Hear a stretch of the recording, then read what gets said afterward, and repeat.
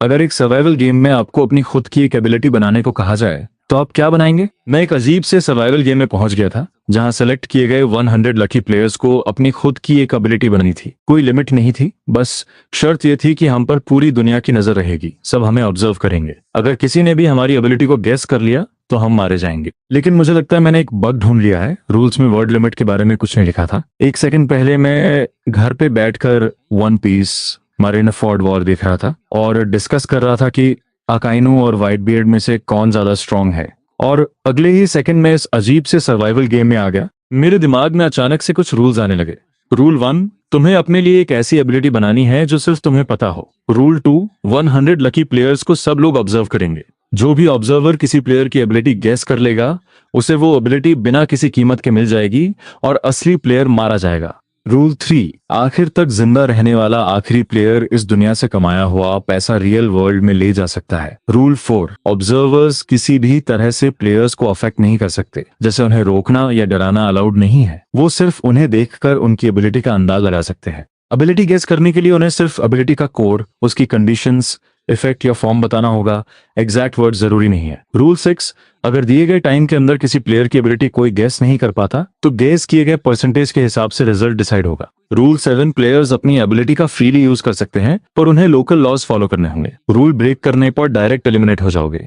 Rule 8, अपनी ability को हमेशा याद रखना। वर्ल्ड विल कभी भी वेरीफाई कर सकती है, अगर कोई प्लेयर अपनी एबिलिटी भूल गया तो उसे एलिमिनेट कर दिया जाएगा। बाकी सारे रूल्स तो मुझे समझ आ गए, पर आखिरी वाला थोड़ा अजीब था। रूल 9, आगे की अपडेट्स का वेट करें। ये रूल सुनकर मुझे लगा जैसे वो मुझे परेशान कर रहे हैं। हो सकता है वो कभी भी रूल्स चेंज कर दे। इस ज़ गेम में मुझे रूल्स फॉलो करने ही थे, इसलिए मैंने जल्दी सोचना शुरू किया कि मैं अपनी एबिलिटी कैसे बनाऊं। मैंने आसपास देखा, मैं एक मॉडर्न पैरेलल वर्ल्ड में था। इसका मतलब था कि मैं कोई इलीगल या बहुत डिस्ट्रक्टिव एबिलिटी यूज नहीं कर सकता था। मेरे आसपास बाकी 99 लोग भी थे जो इस दुनिया में अचानक आने की वजह से काफी कंफ्यूज थे। अच्छी बात यह थी कि एबिलिटी बनाने के लिए हमें काफी टाइम मिला था। मैं सोच ही रहा था कि अपनी एबिलिटी को कॉम्प्लेक्स कैसे बनाऊं, तभी मेरे पास खड़े एक इडियट ने अचानक कहा, मैं तो इनविजिबल हो गया। उसके ये कहते ही वो लड़का सबके सामने धीरे धीरे गायब हो गया। तभी किसी ने गेस किया कि उसकी एबिलिटी इनविजिबिलिटी है। गेस करेक्ट निकला और गेस करने वाला व्यूअर खुशी से उछलने लगा। वहीं वो बेवकूफ लड़का सबके सामने बिना किसी आवाज के मारा गया। ये क्या मजाक था? क्या उसने रूल्स नहीं पढ़े थे? ऐसे इडियट्स भी होते हैं क्या? पहले प्लेयर की मौत के बाद बाकी सब लोग डर गए और उन्हें गेम की रियलिटी समझ आ गई। हमें किसी भी हाल में ऑब्जर्वर्स को अपनी एबिलिटी पता चलने नहीं देनी थी, लेकिन हम सब यहाँ बिना एक भी पैसे के आए थे, यहाँ तक कि हमारे पास रहने की जगह भी नहीं थी। और ऑब्जर्वर्स तो सभी लोग थे, हर वो इंसान जो हमें दिख रहा था। ये सोचकर ही डर लग रहा था। तभी मुझे एक आइडिया आया। एबिलिटी कितनी भी लंबी हो सकती है, बस मुझे वो याद रहनी चाहिए। तो इसका फायदा उठाते हैं। मेरी एबिलिटी को कुछ कंडीशंस पूरी करनी थी। पहली, ये कूल होनी चाहिए। आखिर ये एक सुपर पावर है तो फ्लैशी तो होनी ही चाहिए। दूसरी, इसमें थोड़ी कॉम्बैट पावर या डिफेंस होना चाहिए। अगर कोई प्रॉब्लम हो तो मैं खुद को बचा सकूं, क्योंकि ये एक खतरनाक सर्वाइवल गेम है। तीसरी, इससे मुझे पैसे मिलने चाहिए। डायरेक्ट पैसे आना सबसे बेस्ट रहेगा। आखिर दूसरी दुनिया में आकर कौन जॉब करना चाहता है। चौथी, इसे बिल्कुल हिडन रखना होगा ताकि कोई इसे गेस ना कर पाए। आखिरी स्टेज की परसेंटेज मैचिंग के वक्त भी मेरे पास काफी हिडन इन्फॉर्मेशन होनी चाहिए। और आखिर में मैं भी चाहता था कि लोग मुझे ऑब्जर्व करें, इसलिए मैंने अपनी एबिलिटी ये बनाई कि जब मैं अपने हाथों से कुछ अजीब हैंड साइंस बनाऊंगा और चिल्लाकर कहूंगा water release great waterfall jutsu, तो मेरी स्किन पर एक एब्सोल्यूट डिफेंस बन जाएगा, जो तब तक चलेगा जब तक मैं अगली बार वॉशरूम नहीं जाता। उसके बाद मेरी यूरिन में 00666 मिलीलीटर का इंक्रीज होगा। मेरे 5 बाल और 3 आईब्रोज गिर जाएंगे। 100 extra red blood cells metabolise होंगे। जैसे ही मेरे बाल और आईब्रोज जमीन पर गिरेंगे, इस दुनिया में रैंडमली 8 कोली बैक्टीरिया और 2 पैरामेसिन बन जाएंगे। जब वो 100 extra red blood cells metabolise हो जाएंगे तो आसमान में एक एक्स्ट्रा H2O मॉलिक्यूल बन जाएगा और मेरे बैंक अकाउंट में 99 लाख रुपए आ जाएंगे। मैं पहले ही किसामे के हैंड साइंस सीख लिए थे। इन ऑब्जर्वर्स को बस इसे समझने में ही काफी टाइम लग जाएगा। क्योंकि एबिलिटी यूज करने की कोई लिमिट नहीं थी तो मुझे इसे ट्राई करना ही था। मैंने जोर से water release great waterfall jutsu चिल्लाया। ये सुनकर मेरे आसपास के ऑब्जर्वर्स बहुत एक्साइटेड हो गए। एक आदमी ने चिल्लाकर कहा कि वो इस जुत्सु को जानता है। मेरी ability water release great waterfall jutsu है, लेकिन उसका गैस गलत था। उसकी कोशिश बेकार गई। जब सबने देखा कि मेरे मुंह से पानी नहीं निकला तो वो एनालाइज करने लगे कि मैंने अपनी एबिलिटी बनाते वक्त क्या छुपाया है। किसी ने गेस किया कि मेरी एबिलिटी बस हैंड साइंस बनाना है बिना पानी निकाले। किसी ने गेस किया कि हैंड साइंस बनाने के कुछ देर बाद पानी निकलता है। उन्होंने बहुत कुछ ट्राई किया पर कोई भी सही आंसर के आसपास नहीं था। मैंने उन्हें इग्नोर कर दिया। आखिर वो लोग मेरे एक्शंस को रेस्ट्रिक्ट नहीं कर सकते थे, बस मुझे पैसिवली ऑब्जर्व कर सकते थे। कुछ देर बाद बाकी बचे हुए प्लेयर्स ने भी अपनी एबिलिटी बना ली थी, लेकिन बुरी बात ये थी कि उनमें से कुछ छोटी लड़कियां और एक ओल्ड मैन थे जिन्हें एबिलिटीज के बारे में कुछ ज्यादा पता नहीं था। वो लोग कुछ खास नहीं बना पाए और लोगों ने जल्दी ही उनकी एबिलिटी गेस कर ली और वर्ल्ड विल ने उन्हें तुरंत एलिमिनेट कर दिया। एक लड़की थोड़ी स्मार्ट थी, उसने अपनी एबिलिटी बनाई कि उसकी प्रेजेंस इतनी कम हो जाएगी कि कोई उसे नोटिस नहीं कर पाएगा। लेकिन खराब किस्मत, इन ऑब्जर्वर्स ने पहले भी ऐसे बहुत से गैसिंग गेम्स खेले थे। भले ही उन्होंने उस लो प्रेजेंस वाली लड़की को नोटिस नहीं किया, पर उन्होंने लाइन से उन सभी एबिलिटीज के नाम लेना शुरू कर दिए जिनसे उन्हें पहले प्रॉब्लम होती थी, और उन्हीं में से एक उसकी रिड्यूस्ड प्रेजेंस वाली एबिलिटी थी। वो मारी गई। मैं और टाइम वेस्ट नहीं कर सकता था, मुझे जल्दी से एक वॉशरूम ढूंढना था क्योंकि मेरी एबिलिटी का सेकंड पार्ट अभी एक्टिवेट नहीं हुआ था। मुझे रात में रहने की जगह और अच्छा खाना भी चाहिए था। कुछ ही देर में बिगिनर जोन के कई प्लेयर्स मारे गए। इन ऑब्जर्वर्स के पास काफी एक्सपीरियंस था, उन्होंने तो हमारे एक एक मूव को एनालाइज करने के लिए प्रोफेशनल टीम्स तक बना ली थी। जो लोग एलिमिनेट हुए वो अपनी छोटी गलतियों की वजह से मारे गए। इन लोगों ने सब कुछ ट्राई कर लिया था, जैसे प्रेजेंस कम करना, गायब हो जाना या रूल टाइप की अजीब एबिलिटीज बनाना। हालांकि हम अपनी पसंद से कोई भी एबिलिटी बना सकते थे, पर वर्ल्ड विल के आगे कुछ भी रिडिकुलस एबिलिटीज काम नहीं कर रही थी। जैसे किसी ने बनाया कि एक हाथ का इशारा करने से वो रियल वर्ल्ड में वापस चला जाएगा, पर ये एबिलिटी फेल हो गई। या फिर इमॉर्टल होने की या ऐसी एबिलिटी जिसे कोई मार ना सके, वो भी काम नहीं की। सच तो ये था कि हम इस सर्वाइवल गेम के लिए बस टॉयज की तरह थे जिनके साथ वो खेल कर मजे ले रही थी। जो मासूम लोग इस बात को नहीं समझ पाए वो पहले ही मारे गए। मैंने आराम से वॉशरूम यूज किया और मुझे 99 लाख का बड़ा अमाउंट मिल गया। मेरे वॉशरूम जाने तक बाकी सभी प्लेयर्स ने भी अपनी एबिलिटी सेट कर ली थी। तभी एक नया रूल अनाउंस हुआ, सप्लीमेंट्री रूल। ऑब्जर्वर्स अब अपनी नॉर्मल लाइफ में वापस जाएंगे और वो किसी भी प्लेयर को वर्बली परेशान नहीं कर सकते। उन्हें अपना गैस सिर्फ अपने दिमाग में सोचना होगा। ये रूल मुझे काफी पसंद आया। सच कहूं तो दिन भर भीड़ के बीच रहकर बंदर जैसा फील हो रहा था। शुक्र है ने इंट्रोवर्ट नहीं था, वरना ये मौत से भी ज्यादा बुरा होता। पक्का किसी ने नोटिस किया होगा कि मेरे बैंक अकाउंट में 99 लाख रुपए आए हैं, पर उससे क्या ज्यादा से ज्यादा कोई ये गेस करेगा कि मैंने हैंड साइंस बनाए और मेरे अकाउंट में पैसे आ गए। लेकिन उनका गेस पूरी तरह गलत होगा। मुझे नहीं लगता कि कोई इतनी डिटेल में ऑब्जर्व कर पाएगा कि वॉशरूम जाने पर मेरे कितने बाल और आईब्रोज गिरे हैं। और मुझे अपने भूलने का भी डर नहीं था। सबसे मुश्किल पार्ट हैंड साइंस था और वो मुझे अच्छी तरह याद था। 0666। एक वेटरन गेमर होने के नाते मैं अपनी डेट ऑफ बर्थ 3 मई नहीं भूलूंगा। 5 बाल, 3 आईब्रोज, 5 + 3 यानी 8 कोलिबैक्टीरिया, 5 - 3 यानी 2 पैरामेशियम, 100 रेड ब्लड सेल्स के बदले 99 लाख रुपए और पानी का एक मॉलिक्यूल। ये परफेक्ट था। वॉशरूम से बाहर आने पर मैंने देखा कि जो प्लेयर्स जिंदा थे उन्होंने अपने अपने ग्रुप्स बना लिए थे। अपनी टेम्पररी सेफ्टी के लिए मुझे भी उनके साथ मिलना था। भीड़ में एक सूट और टाई पहना हुआ आदमी बोल रहा था। वो सबको एक दूसरे की हेल्प करने और मिलकर इस अजीब सिचुएशन का सामना करने के लिए कह रहा था। कुछ लोगों ने हाँ में हाँ मिलाई, पर ज्यादातर लोग बस चुपचाप देख रहे थे। सरवाइव करने के अलावा अभी हमारी सबसे बड़ी प्रॉब्लम ये थी कि रात में क्या खाएंगे और कहाँ रहेंगे। कुछ लोगों की एबिलिटी पैसे से रिलेटेड थी, पर ऐसी सिचुएशन में कोई यूज करना नहीं चाहता था। जितना ज्यादा यूज करेंगे उतना ज्यादा एक्सपोज होने का खतरा था। भले ही उन्होंने एबिलिटी कैसे भी बनाई हो, उसका कोई ना कोई क्लू जरूर मिल जाता। एक वक्त के खाने के लिए अपनी एबिलिटी एक्सपोज करना बिल्कुल वर्थ इट नहीं था, और रूल्स में भी लिखा था कि एंड में सिर्फ 8 बचेगा। इसलिए यहाँ सब एक दूसरे के दुश्मन थे। सूट वाले आदमी ने देखा कि प्लान उसके हिसाब से नहीं चल रहा है, तो वो सबको यूनाइटेड रहने के लिए फोर्स करने लगा, पर उसे कुछ खास सक्सेस नहीं मिली। तभी वहां एक ओल्ड मैन आया और उसने सिचुएशन को संभाला। उसने कहा कि कोई भी मरना नहीं चाहता, पर यूनाइटेड रहना बहुत मुश्किल है क्योंकि आखिर में सिर्फ एक बचेगा। उसने आइडिया दिया कि हम कुछ लोगों के ग्रुप्स बना लेते हैं ताकि अगर कोई मारे तो बाकी लोग उसके लास्ट वर्ड्स और चीजें वापस रियल वर्ल्ड में ले जा सकें। सबने कुछ देर सोचा और ज्यादातर लोग उस ओल्ड मैन की बात से एग्री हो गए। पर फिर एक प्रॉब्लम थी, सबके पास सिर्फ अपने पहने हुए कपड़े थे। कोई अपना नंबर तक शेयर नहीं कर सकता था। अगर आखिरी मैसेज भी लिखना हो तो किसी के पास पेन और पेपर नहीं था। इसलिए शो ऑफ करने का मौका मिलते ही मैंने आगे आकर कहा, सबके लिए एक एक फोन का इंतजाम मैं करता हूँ। सब कांटेक्ट में भी रहेंगे और आखिरी वर्ड्स लिखने में भी आसानी होगी। बाकी चीजें मैं हैंडल कर लूंगा। मुझे लगा कि मैं अभी सेफ हूँ और शो ऑफ करने में कोई प्रॉब्लम नहीं है। मेरे पास 99 लाख थे, मैं इससे कितने ही फोन्स खरीद सकता था। ज्यादा से ज्यादा मैं फिर से वॉशरूम चला जाऊंगा। मैं उन लोगों को अपने साथ एक मॉल ले गया जो लास्ट वर्ड्स छोड़ना चाहते थे। हमने कई फोन स्टोर्स खाली कर दिए, तब जाकर सबके लिए फोन्स पूरे हुए। जो लोग हमारे साथ नहीं मिलना चाहते थे वो चुपचाप वहां से चले गए और किसी ने उनकी परवाह नहीं की। अच्छी बात यह थी कि इस सर्वाइवल गेम में हमें पैसे नहीं दिए थे, पर हमारी आईडीज हमारे पास थी। सिम कार्ड्स का इंतजाम करने में थोड़ी मेहनत लगी। हमने 1012 अलग अलग ग्रुप चैट्स बनाए। आखिरकार हम लगभग सभी बचे हुए प्लेयर्स से जुड़ गए थे। ओल्ड मैन के स्मॉल ग्रुप्स बनाने के आइडिया को भी सबने फॉलो किया। 3-4 लोगों का ग्रुप बनाया गया ताकि सब एक दूसरे का ध्यान रख सके। मॉल में घूमते हुए मैं एक बार फिर वॉशरूम चला गया। सप्लीमेंट्री रूल, वर्ल्ड विल एक बड़ी स्क्रीन लगाएगा। प्लेयर्स की एबिलिटीज के बारे में जितने भी गेसेस होंगे वो स्क्रीन पर दिखेंगे। जो एबिलिटी पूरी तरह गेस हो जाएगी उसका प्लेयर एलिमिनेट हो जाएगा। इसके अलावा जिसका सस्पेशन प्रोग्रेस सबसे ज्यादा होगा और जिसकी इन्फो सबसे ज्यादा मैच होगी उसे रोज एलिमिनेट किया जाएगा। ये रूल आते ही आसमान में अचानक से एक बड़ी स्क्रीन आ गई। उस पर हम सबके नाम लिखे थे। सबसे नीचे उस इंसान का नाम था जिसकी एबिलिटी लगभग गेस हो चुकी थी। सबसे नीचे वाले इंसान की एबिलिटी टेलीपोर्टेशन थी और उसकी कंडीशन गेस कर ली गई थी। कंडीशन थी कि उंगली से इंग्लिश अल्फाबेट डी बनाना। उन्हें बस उसकी डिस्टेंस और ट्रैवल करने के मीडियम को पता लगा था।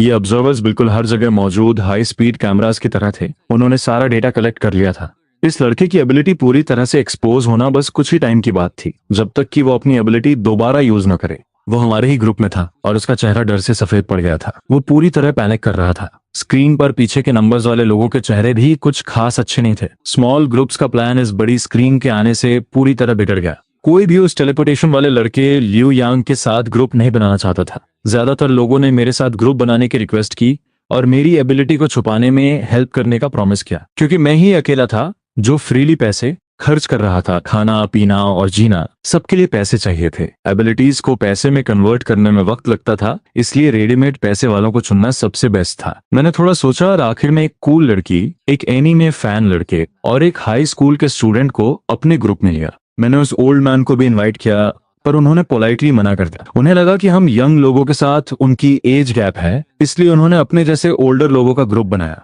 आखिर में मैंने उस टेलीपोर्टेशन वाले लियू यांग को भी अपने ग्रुप में ले लिया। मैंने उसे सलाह दी कि वो फिलहाल अपनी एबिलिटी यूज ना करे और उम्मीद करे कि दूसरे लोग ज्यादा गेस किए जाए ताकि वो जिंदा रह सके। लियू यांग खुशी खुशी मेरे ग्रुप में शामिल हो गया। उसने रोने वाली आवाज में कहा, अगर आप मुझे रखने को तैयार हैं। मैंने कहा, फालतू बातें बंद करो। जब तुम यहाँ हो तो ऑर्डर्स फॉलो करो, हम सब मिलकर जिंदा रहेंगे। बड़ी स्क्रीन पर मेरी रैंकिंग सेकंड थी क्योंकि मैंने कुछ डिटेल्स क्लियरली एक्सपोज कर दी थी। ऑब्जर्वर्स के पास काफी डेटा था, हैंड साइंस, जुत्सु का नाम और वॉशरूम जाना। 99 लाख भी बहुत ज्यादा थे, फिर भी मैं सेकंड पोजीशन पर था। वो कूल लड़की लिन शुए नंबर 1 पर थी। एनीमे फैन लड़का चेन क्यांग 11th पर था। वो हाई स्कूलर लियू ईमो 16th पर थी और लियू यांग की तो बात ही छोड़िए, वो सबसे लास्ट पर था। पीछे के लोगों के नाम ग्रे थे। जो रैंक में नहीं थे उनका नाम लिस्ट में नहीं था क्योंकि वो एलिमिनेट हो चुके थे। मेरा नाम गोंग शेंग है। आज रात हम पहले अच्छे से खाएंगे और फिर एक आरामदायक जगह ढूंढेंगे। कल चाहे जो भी हो, आज रात हम इंसानों की तरह जिएंगे। पिछला नया रूल ऑब्जर्वर्स को हमारी लाइफ में इंटरफेयर करने से रोकेगा, जो एक बड़ी राहत थी। वरना खाते वक्त लोग आकर घेर लेते और बार बार चिल्लाते। हमने एक लग्जरी होटल ढूंढा और एक प्राइवेट रूम लिया।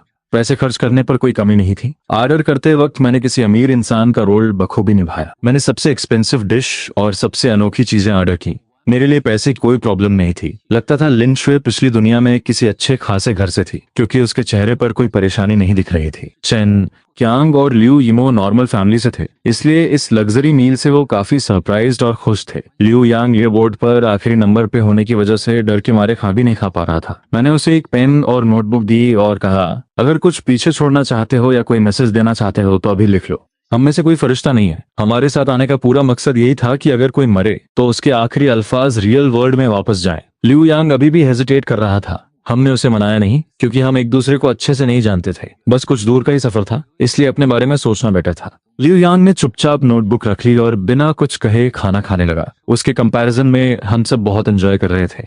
मैंने इस छोटे से ग्रुप की शुरुआत को सेलिब्रेट करने के लिए वाइन की एक बॉटल ऑर्डर की। चाहे मैं कितना भी कॉन्फिडेंट क्यों ना हूं, पर मैं इतना बेवकूफ नहीं था कि सोचूं कि मेरी एबिलिटी को कोई नहीं जान पाएगा। डर डर कर जीने से बेहतर है अभी अपनी एक्सिस्टिंग पावर के फायदे एंजॉय करना। एंड तक सरवाइव करना अच्छा था, पर अगर कोई एक्सपर्ट सच में मुझे हरा दे तो मैं भूखा मरने वाला भूत तो नहीं बनना चाहता था। होटल से निकलते ही सबने बिना सोचे आसमान की स्क्रीन पर देखा। बाकी सबकी रैंकिंग वैसे ही थी, बस लियू यांग अब 79 पर पहुंच गया था और लास्ट रैंक 80 थी। हमारा खुशनुमा माहौल थोड़ा उदास हो गया था, क्योंकि इतनी देर में भी कई लोग कम हो गए थे। हमने रुकने के लिए एक लग्जरी होटल लिया। हमारी टीम की रैंकिंग काफी स्टेबल थी, क्योंकि मैंने शुरुआत में ही काफी पैसे कमा लिए थे।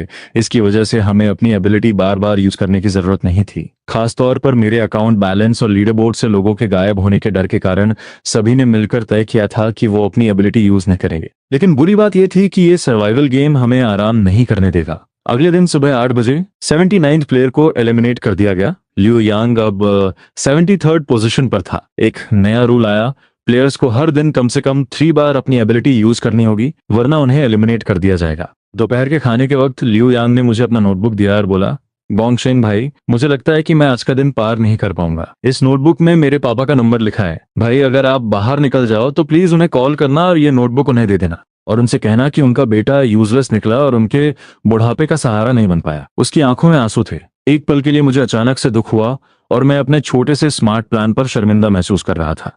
लेकिन तभी आसमान से टू और नाम गायब हो गए, जिससे मेरा थोड़ी देर का दुख जल्दी ही खत्म हो गया। मैंने उससे कहा, चिंता मत करो, अगर मैं जिंदा बच गया तो ये उन्हें पहुंचा दूंगा, और अगर मैं हार गया तो मैं इस नोटबुक को किसी और को दे दूंगा जब तक ये आखिरी इंसान के हाथों में नहीं आती। आज एक नया रूल ऐड किया गया था जिसमें सबको अपनी एबिलिटी कम से कम 3 बार यूज करनी थी। लिू यांग ने बताया कि अब वो इसे नहीं छुपा पाएगा, उसकी एबिलिटी जरूर एक्सपोज हो जाएगी।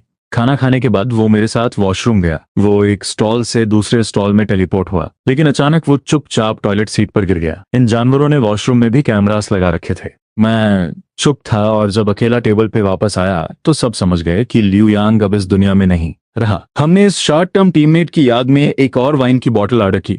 बड़ी स्क्रीन को ऑप्टिमाइज किया गया था। अब इसे आसमान में देखने की जरूरत नहीं थी, बस ऊपर देखने से सबके नाम दिख जाते। नामों के आगे 3 बॉक्सेस आ गए थे। मेरे बॉक्सेस में 2 टिक मार्क लग चुके थे, जिसका मतलब था मैंने 2 बार अपनी एबिलिटी यूज कर ली थी। चेन कियांग के नाम के आगे एक टिक था, उसने तभी अपनी एबिलिटी यूज की थी जब वो थोड़ी देर के लिए टेबल से उठा था। मुझे भी नहीं पता था कि उसकी एबिलिटी क्या है। लिू यिमो हमारे सामने कुछ सेकंड्स के लिए गायब हो गई थी, जिससे उसके आगे भी एक टिक आ गया था। लिन शुए के आगे तीनों बॉक्सेस टिक हो चुके थे। इस दौरान मुझे कोई अजीब बात नोटिस नहीं हुई। रात के खाने तक हम सबने अपना एबिलिटी यूज करने का टास्क पूरा कर लिया था, बिना प्राइस पे किए, और अनलिमिटेड टाइम्स एबिलिटी यूज करने का हिसाब बस मजाक था। अब सब सोचते थे कि काश उनके पास एबिलिटी ना हो और उन्हें कभी यूज ना करना पड़े। डर के मारे अब लीडर बोर्ड पर सिर्फ 57 नाम बचे थे, बाकी सारे ग्रे हो चुके थे। चैन कियांग मर गया था। वो गैस होने से नहीं मरा, बल्कि उसे एक दूसरे प्लेयर ने मार दिया था। तीसरे दिन एक और नया रूल ऐड किया गया। रूल ये था कि अगर कोई प्लेयर किसी दूसरे प्लेयर की एबिलिटी के बारे में पता लगा लेता है तो उसे 3 दिनों के लिए एब्सोल्यूट सेफ पीरियड मिलेगा, जो कंबाइन नहीं किया जा सकता। इसका मतलब था कि प्लेयर्स एक दूसरे पर अटैक कर सकते थे और उन्हें इस दुनिया के लॉज फॉलो करने की जरूरत नहीं थी।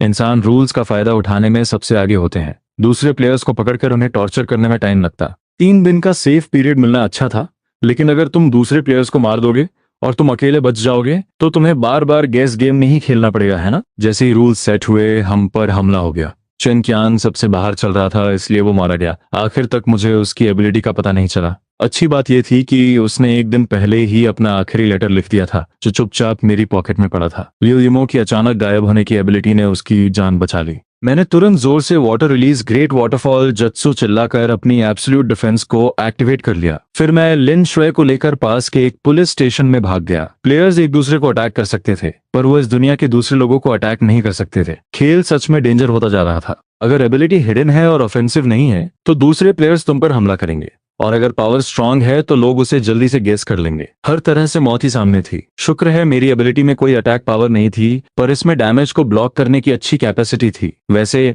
लिन शुए की एबिलिटी क्या थी? वो अभी भी नंबर 1 पर थी और उसका सस्पेशन प्रोग्रेस कैरी तरीके से 0% पर था, और उसने भी अपना 3 बार एबिलिटी यूज करने का डेली टास्क कंप्लीट कर लिया था। उस दिन बड़ी स्क्रीन के नाम एक एक करके ग्रे होते गए। हम पूरा दिन पुलिस स्टेशन में डरते हुए छुपे रहे। अब सिर्फ 31 लोग बचे थे। लिू यिमो की रैंकिंग ड्रॉप होकर 30 हो चुकी थी। हमने बिना कुछ कहे अलग होने का फैसला किया। वो उम्र में छोटी थी, पर बेवकूफ नहीं थी। वो जिंदा रहना चाहती थी, इसलिए उसे अपर रैंक वाले 30 लोगों को एक्सपोज करना पड़ा। हम किसी भी ऐसे प्लेयर के करीब नहीं रहना चाहते थे जो पागल हो रहा हो। सबसे बड़ी बात यह थी कि हम उसकी एबिलिटी को नहीं समझ पाए। इस वक्त क्वाइटली अलग होना ही सबसे अच्छा ऑप्शन था। शायद उसे खुद पर कॉन्फिडेंस नहीं था, या फिर उसने लिन शुए और मुझे मारने का डिसीजन नहीं लिया था। मैं भी अपने हाथ खून से नहीं रंगना चाहता था। वैसे भी अब मैं काफी सेफ था। अब मैं बिना सोचे समझे बाहर नहीं घूम सकता था। मुझे एक सेफ छुपने की जगह बनानी थी। मैंने पुलिस स्टेशन से एक सिक्योरिटी कंपनी को कांटेक्ट किया। मैंने 20 गाड़ियां और 50 बॉडीगार्ड्स हायर किए। पैसे वाले हो तो जो चाहो कर सकते हो। बहुत सारे बॉडीगार्ड्स की प्रोटेक्शन में लिन शुए और मैं आराम से एक प्रॉपर्टी डीलर के पास पहुंच गए और अपने लिए एक मेंशन बुक कर लिया। काफी बॉडीगार्ड्स की पावर ऑब्जर्वर्स की आंखों से छुपने और प्लेयर्स को बिना परमिशन किसी के प्राइवेट स्पेस में आने से रोकने के लिए काफी थी। किसी और के घर में कैमरा लगाना क्राइम है। ज्यादा से ज्यादा मैं इन ऑब्जर्वर्स को अपने मेंशन का ड्रेनेज सिस्टम चेक करने दे सकता था, ताकि वो देख सकें कि मेरी यूरिन में क्या अलग है। मैंने कहा लिन शुए, अभी बाहर सिचुएशन शांत है। लीडर बोर्ड के नंबर 1 पोजीशन के प्लेयर होने के नाते मुझे लगता है अब हमें बात करनी चाहिए। मुझे यकीन था कि लिन शुए मुझे नहीं मार सकती थी, लेकिन फाइनल बैटल में सब कुछ सस्पिशन पर ही था। अभी तक उसने एक भी इन्फो एक्सपोज नहीं की थी और मेरी 12% ऑलरेडी रिवील हो चुकी थी। आखिर में मरने वाला कोई और नहीं बल्कि मैं ही होऊंगा, लेकिन मैं मरना नहीं चाहता। लिन शुए स्मार्ट थी, इसलिए उसने समझ लिया था कि मैं क्या कहना चाहता हूँ। उसने कहा, सच कहूँ तो तुमने मुझे शुरुआत में अपनी टीम में क्यों चुना था?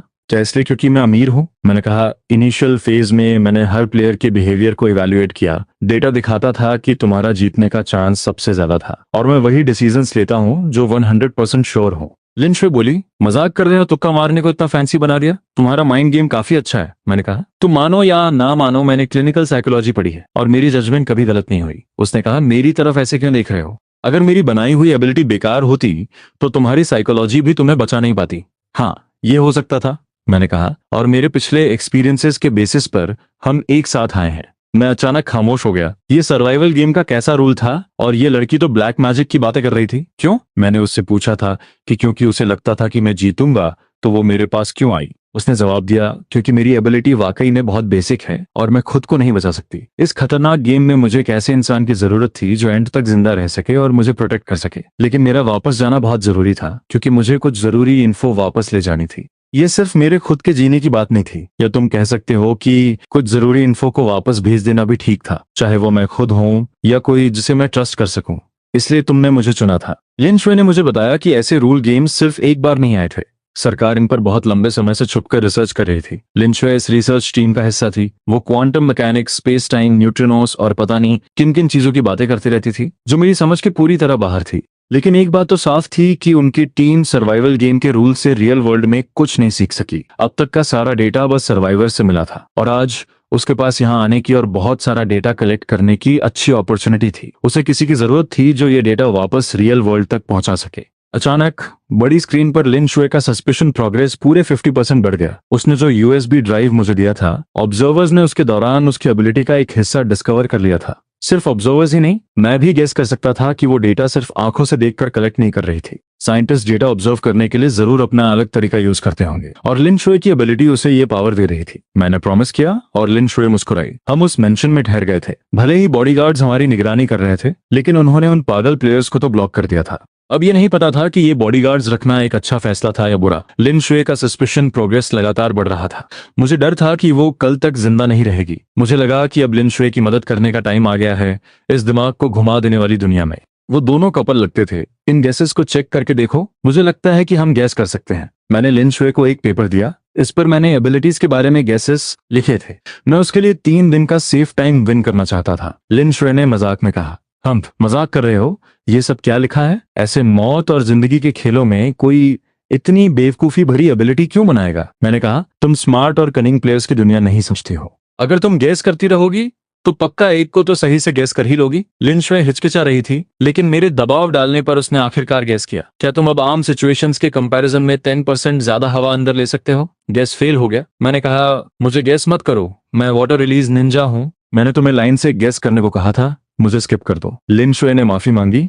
उसने गैस करना भूल गई थी। जब उसने 9वें प्लेयर का गैस किया तब उस प्लेयर का प्रोग्रेस 20% तक बढ़ गया। वही था। लिन शुए ने दोबारा हेजिटेशन के साथ पूछा, क्या हमें वाकई में ऐसा करना चाहिए? अगर हम सही निकले तो वो इंसान मर जाएगा। क्या हमें इसमें कोई प्रॉब्लम नहीं होगी? मैंने उसे यकीन दिलाया, मैंने तुम्हें उसे मारने के लिए कहा है। पूरी रिस्पॉन्सिबिलिटी मेरी होगी, इसका तुमसे कोई लेना देना नहीं है। इस मर्सीलेस गेम में इन सैक्रिफाइसेस की बड़ी कीमत है। लिन शुए ने गहरी सांस ली और बोली, मैं समझ गई, अब नेक्स्ट कैसे गैस करना है? मैंने कहा, पहले परसेंटेज सेट करो। लिन शुए ने गैस करना जारी रखा और हवा अंदर लेने का अमाउंट चेंज किया। नहीं, अभी गैस गलत था, इसलिए मैंने उसे और एडवाइस दी। बार बार ट्राई और मिस्टेक्स करने से दोपहर के खाने के वक्त उस इंसान का नाम ग्रे हो गया था और लिन शुए का नाम अचानक चमकने लगा। उसकी एबिलिटी हर सांस के साथ नॉर्मल से 3% ज्यादा ऑक्सीजन लेने की थी। मैं गिल्ट से भर गया था और लिन शुए का भी वही हाल था। फिर भी डेटा को ठीक से स्टोर करना जरूरी था। बड़े गोल को पाने के लिए अपने इमोशंस पर कंट्रोल करना एक मजबूरी बन गई थी। उसी रात लियू यीमो का नाम भी ग्रे कलर का हो गया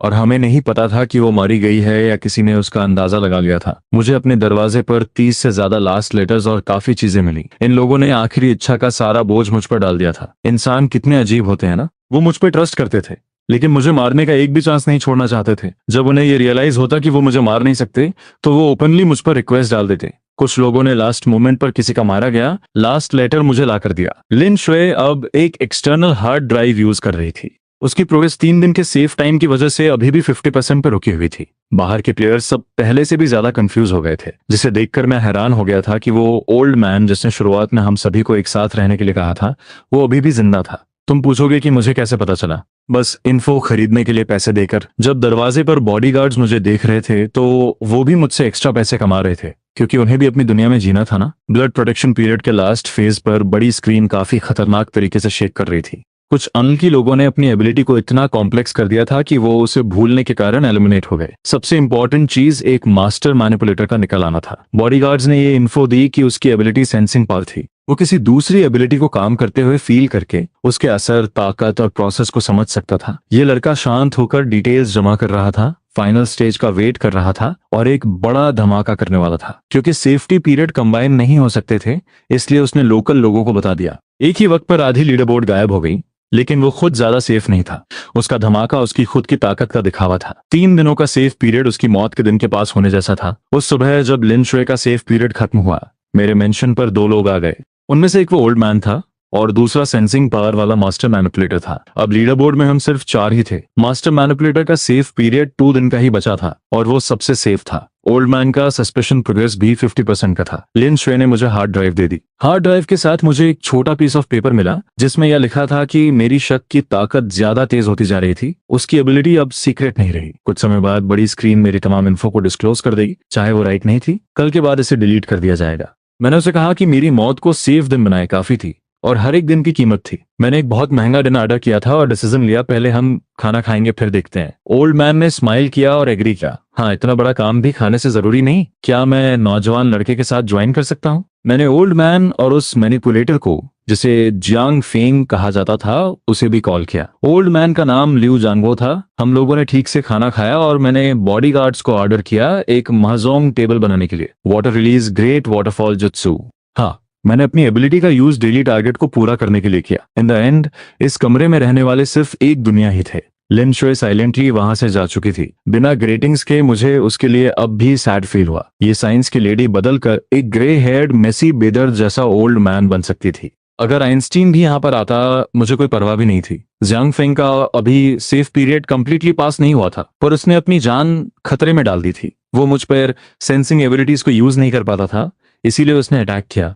वो ये भूल गया था कि जुत्सु परफॉर्म करने के बाद मैं वॉशरूम नहीं गया था। उसका अटैक मुझ पर नहीं लगा, पर गलती से उसने उस छोटी लड़की को हर्ट कर दिया जो मेरी महजोंग टाइल्स मैनेज कर रही थी। लोकल लॉज फॉलो करने वाला रूल सेफ पीरियड रूल से ज्यादा इंपॉर्टेंट था और वो लड़की अभी माइनर थी। जियांग फोंग वहीं इंस्टेंटली एलिमिनेट हो गया। मैंने और ओल्ड मैन ने पूरी रात चेस खेला, क्योंकि हम जानते थे कि अगले दिन रिजल्ट फोर्स रिवील हो जाएगा। उसकी प्रोग्रेस 50% थी, जो मेरी 22% से ज्यादा थी। पूरी रात चेस खेलने के बाद भी ओल्ड मैन बहुत शांत लग रहा था। इसका एक कारण यह भी हो सकता था कि मुझे आखिरकार उसकी एबिलिटी का पता चल गया था। ओल्ड मैन ने कहा कि अब उसे डर नहीं था कि इस दुनिया के लोग उसकी एबिलिटी के बारे में जान जाएंगे। आखिर ये सबसे बेस्ट एबिलिटी थी जो वो सोच सकता था। खाने के बाद 100 कदम चलने से 99 साल तक जीते हैं। उसकी 50% प्रोग्रेस का कारण उसके 100 कदम चलना ही था। मैं चुपचाप अपने बेड पे लेट कर वापस जाने का वेट करने लगा। मुझे उम्मीद थी कि सर्वाइवल गेम की वर्ल्ड विल अपना वादा पूरा करेगी और जो कुछ भी मैंने कमाया था वो मुझे अपने साथ ले जाने की। हार्ड ड्राइव ले जाना तो बस एक छोटी बात थी।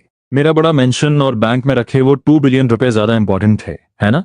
खुदा जाने मैंने कितनी बार हैंड साइंस बनाए थे। मेरी स्पीड काकाशी से भी ज्यादा तेज हो चुकी थी। मेरा ब्लैडर अब पूरी तरह खाली हो चुका था और मेरी कॉन्शियसनेस धीरे धीरे अंधेरे में जाने लगी। मुझे दूर से हवा की आवाज सुनाई देने लगी। आवाज करीब आती गई और मैंने ध्यान लगाया। आखिरकार मुझे वही आवाज सुनाई दी। सर्वाइवल गेम के रूल्स वर्ल्ड में तुम्हारा स्वागत है। मेरी आंखें बंद होने से 1 सेकंड पहले मैं सोच रहा था कि वो 2 बिलियन रुपए कैसे खर्च करूं। क्या मुझे मेंशन के पूल को हॉट स्प्रिंग में बदलना चाहिए? तभी सर्वाइवल गेम में स्वागत करने वाली वो आवाज मेरे दिमाग में किसी बम की तरह फटी। मेरे कान पूरी तरह सुन्न पड़ गए। क्या उन्होंने नहीं कहा था कि अगर तुम आखिर तक जिंदा रहे तो सब कुछ अपने साथ वापस रियल वर्ल्ड ले जा सकते हो? ये वर्ल्ड विल क्यों चीटिंग कर रही थी? मैंने एकदम से आंखें खोली। जो सीन मेरे सामने था वो उस मॉडर्न पैरेलल वर्ल्ड से पूरी तरह अलग था। वहां कोई शानदार मेंशन या बॉडीगार्ड्स नहीं थे। यहाँ तक कि जो हार्ड ड्राइव और बैंक कार्ड मेरी पॉकेट में थे उन्हें भी मैं नहीं ढूंढ पाया। मैं वही आम कपड़े पहना हुआ था जो मैंने अराइवल के पहले दिन पहने थे। एक ही अच्छी बात थी कि मेरी एबिलिटी की एक एक डिटेल मुझे याद थी। वो नंबर्स मेरे दिमाग में छपे हुए थे। मैंने अपना चेहरा पिंच कर देखा, दर्द ओरिजिनल लग रहा था। मैंने चारों ओर देखा, मैं एक बहुत बड़े गोल एरिना के बीचों बीच खड़ा था। एरिना का फर्श ठंडी और काली मेटल से बना था और चारों तरफ कई स्टैंड्स बने थे, और उन स्टैंड्स पर कोई व्यूअर्स नहीं थे। वहां सिर्फ ग्रे फॉग थी, और उस फॉग के पीछे से हजारों आंखें सीधे मुझे ही देख रही थी। हाँ, उनकी नजरें हम सब पर थी। इस अरीना में मेरे अलावा 11 और लोग भी खड़े थे। सबके चेहरे पर वही शौक, अलर्ट और जिंदगी मौत के खेल से बच निकलने की झलक थी। मुझे समझते देर नहीं लगी कि ये लोग मेरी तरह ही दूसरे अलग अलग सर्वाइवल गेम्स के विनर्स थे, और अब हम एक बार फिर से इस वर्ल्ड विल के लाए हुए दूसरे ट्रैप में फंस गए थे। और वैसा ही हुआ। अगले ही सेकंड पूरे एरिना में से एक ठंडी मैकेनिक आवाज आने लगी। ये रूल का अनाउंसमेंट बिल्कुल पिछली बार जैसा ही था, बस कंटेंट अभी थोड़ा ज्यादा सख्त था। Round 2 survival game, ability battle. Rule 1, सारे प्लेयर्स जो पिछले गेम्स के विनर्स हैं वो अपनी पिछली अनलॉक की हुई एबिलिटीज के साथ आएंगे। उन एबिलिटीज के कंडीशंस, इफेक्ट्स और प्राइसेस वैसे ही रहेंगे।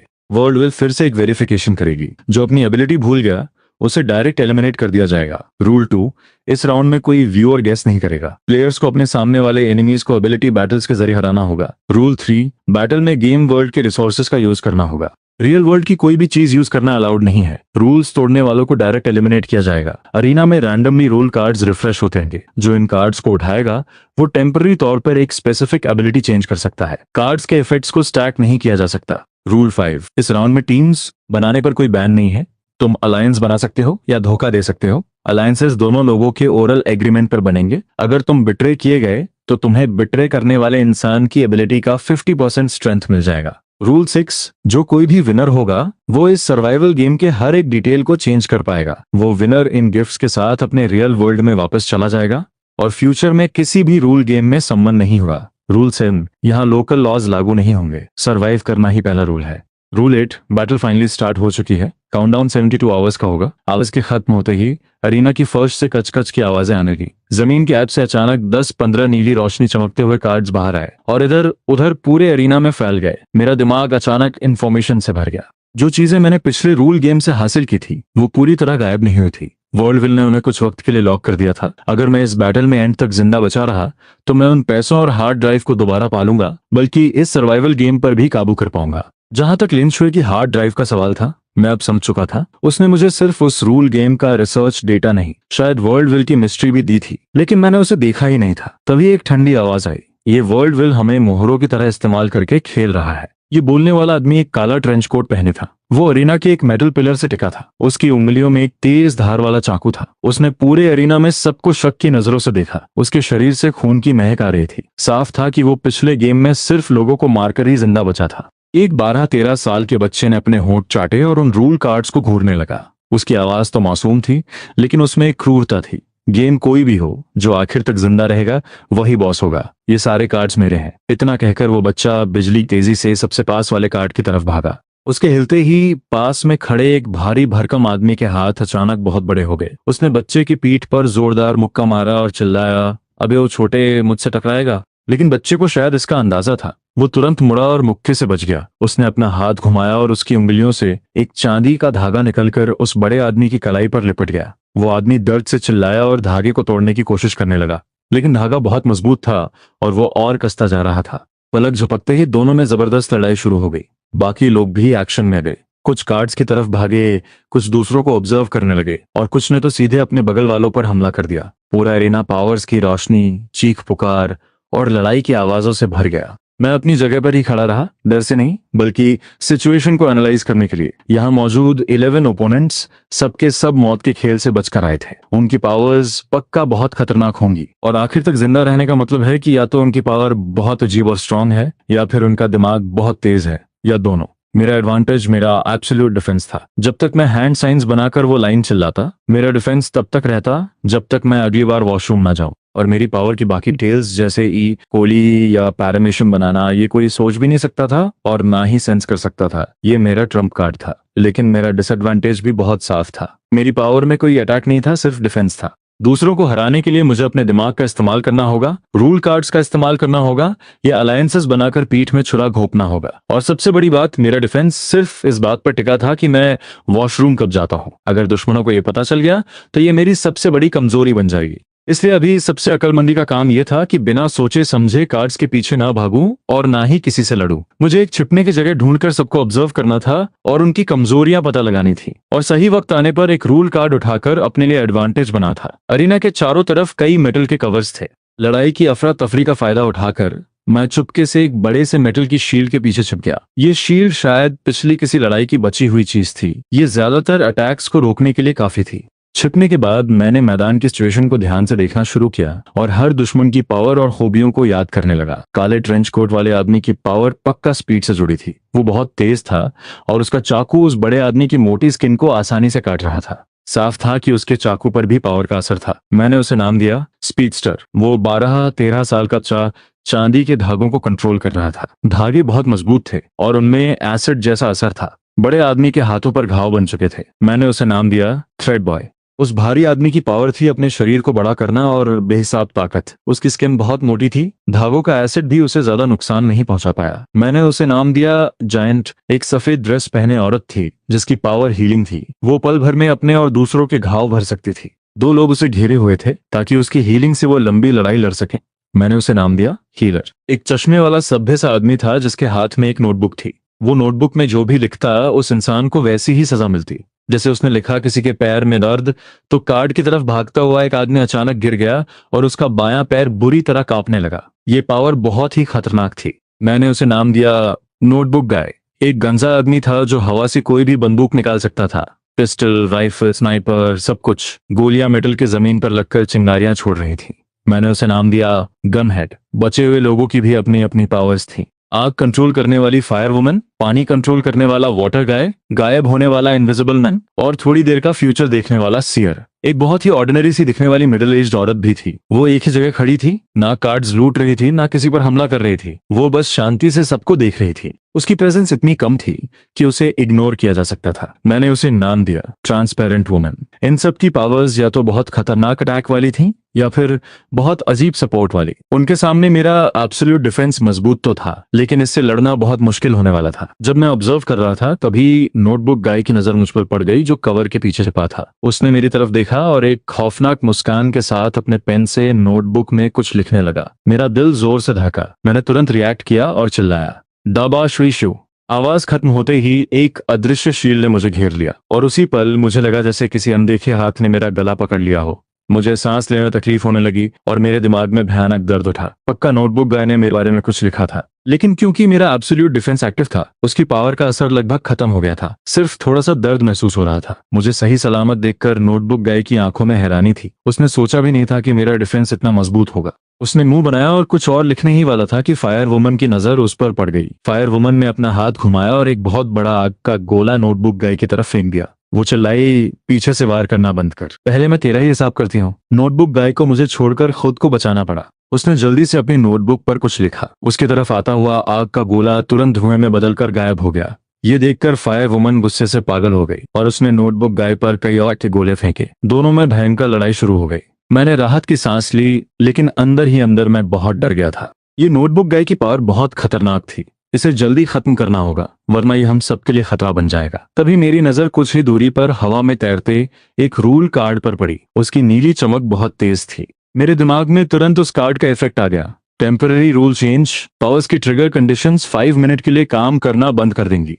ये कार्ड तो किसी जादू से कम नहीं था। अगर मुझे ये मिल जाता तो 5 मिनट तक कोई भी अपनी पावर इस्तेमाल नहीं कर पाता। और क्योंकि मैंने अपना एब्सोल्यूट डिफेंस पहले ही एक्टिवेट कर लिया था, जब तक ये डिफेंस हटता नहीं मैं इन 5 मिनटों में कुछ भी कर सकता था। ऐसा मौका बार बार नहीं मिलता। मैंने मैदान में देखा सब एक दूसरे से लड़ने में बिजी थे। किसी ने भी कार्ड पर ध्यान नहीं दिया था, लेकिन वो इनविजिबल मैन शायद कार्ड की तरफ ही जा रहा था। उसकी नजर भी इसी कार्ड पर थी। मैं उसे ये कार्ड नहीं लेने दे सकता था। मेरी पावर में अटैक नहीं था, लेकिन मैं अपनी पूरी ताकत लगाकर उस कार्ड की तरफ भागा।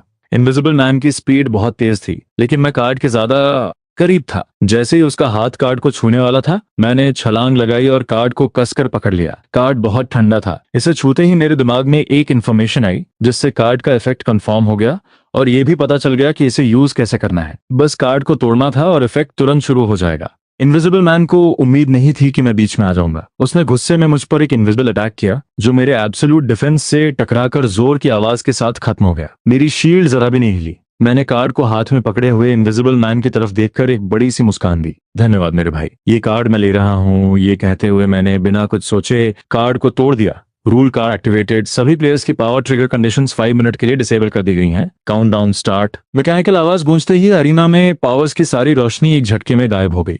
लड़ते हुए लोग अचानक अपनी जगह पर बुद्ध बन गए। फायर वुमन का आग का गोला हवा में ही रुक गया और धुएं में बदल गया। वाटर गाय का पानी जमीन पर गिरकर बिखर गया। स्पीडस्टर का चाकू हाथ से छूटकर मेटल की जमीन पर खनकते हुए गिरा। जायंट के भारी भरकम हाथ पल भर में नॉर्मल हो गए और वो मोमेंटम की वजह से मुंह के बल गिर पड़ा। थ्रेड बॉय के चांदी के धागे टूटकर हवा में उड़ने लगे। हीलर की हीलिंग लाइट गायब हो गई और उसके साथ खड़े 2 आदमियों की प्रोटेक्शन खत्म हो गई। पास खड़े गनहेड ने उन्हें बिना मौका दिए वहीं ढेर कर दिया। नोटबुक गाय का पेन नोटबुक पर रुक गया। वो एक अक्षर भी नहीं लिख पाया। उसके चेहरे की वो खुशी पल भर में सुनहरे डर में बदल गई। गनहेड के हाथ से उसकी स्नाइपर गायब हो गई। वो हैरानी से वहीं खड़ा रह गया। सियर ने झटके से अपनी आंखें खोली। उसके चेहरे पर बस उलझन थी। ट्रांसपेरेंट वुमन अभी भी अपनी जगह पर खड़ी थी। बस उसकी आंखों में पल भर के लिए हैरानी दिखाई दी और इनविजिबल मैन की इनविजिबिलिटी खत्म होते ही वो सबके सामने आ गया। वो एक पतला और लंबा आदमी था जिसका चेहरा गुस्से से लाल था। वो मुझे घूर रहा था। 5 मिनट बहुत सारे काम करने के लिए काफी थे। मुझे पता था कि यही मेरा इकलौता मौका है। मुझे इन 5 मिनटों में कुछ खतरनाक दुश्मनों को खत्म करना ही होगा ताकि आगे जिंदा रहने का रास्ता साफ हो सके। मेरा पहला टारगेट नोटबुक गाय था। उसकी पावर बहुत खतरनाक थी। अगर उसे मौका मिला तो वो सबको आसानी से मार सकता था, इसलिए उसे खत्म करना सबसे जरूरी था। मैं उसकी तरफ भागा। पावर ना होने की वजह से वो कुछ नहीं कर पाया और उल्टे पांव भागने लगा, लेकिन उसकी स्पीड मेरे सामने कुछ नहीं थी। मैंने 2 कदम में ही उसे पकड़ लिया और उसके पीठ पर जोरदार लात मारी। वो मुंह के बल जमीन पर गिर पड़ा। उसने डर से मेरी तरफ देखा और चिल्लाया, तुम मुझे नहीं मार सकते। मैं तुम्हारे साथ अलायंस बना लूंगा। मैं तुम्हें सबको मारने में मदद करूंगा। मैंने एक खौफनाक मुस्कान के साथ कहा, अलायंस? रहने दो, मुझे तुम पे भरोसा नहीं है। मैंने झुककर जमीन से उसका ही पेन उठाया और सीधा उसके सीने में उतार दिया। नोटबुक गाय की आंखों की चमक धीरे धीरे खत्म हो गई। उसकी आत्मा को वर्ल्ड विल ने खींच लिया और उसका शरीर धुएं में बदलकर गायब हो गया। नोटबुक गाय खत्म। मेरा दूसरा टारगेट गनहेड था। उसके अटैक्स बहुत मजबूत थे और उसके पास हथियारों का पूरा भंडार था। अभी भले ही उसकी पावर बंद थी, लेकिन अगर वो वापस आ गई तो मेरे लिए बड़ी मुसीबत खड़ी हो जाती। गनहेड कवर के पीछे छिपकर अपनी बंदूकें ढूंढने की कोशिश कर रहा था, लेकिन सब बेकार था। जब मैं उसकी तरफ गया तो उसने जमीन से एक मेटल का पाइप उठाया और मुझ पर हमला कर दिया। मैंने अपना हाथ आगे किया, वार रोका और पलटकर उसके चेहरे पर एक जोरदार मुक्का मारा जिससे उसकी नाक टूट गई। वो दर्द से कराहता हुआ गिर पड़ा। मैंने उसे कोई मौका नहीं दिया। मैंने उसके सिर पर तब तक लाते मारी जब तक कि उसका शरीर भी धुएं में बदलकर गायब नहीं हो गया। अगला नंबर था उस थ्रेड बॉय का। वो बच्चा बहुत ही निर्दयी था और उसकी पावर बहुत ही परेशान करने वाली थी। उसे जिंदा छोड़ना खतरे से खाली नहीं था। वो बच्चा अरीना की दरारों में छिपने की कोशिश कर रहा था। मैं दौड़कर उसके पास पहुंचा। उसने पीछे मुड़कर मुझे गुस्से से देखा और चिल्लाया, तेरी हिम्मत कैसे हुई? जब मेरी पावर वापस आएगी तो मैं तेरे टुकड़े टुकड़े कर दूंगा। मैंने उसका हाथ पकड़ा, उसे हवा में उठाया और जोर से मेटल की जमीन पर पटक दिया। अफसोस, तुम्हें वो मौका नहीं मिलेगा। उसका शरीर बहुत हल्का था।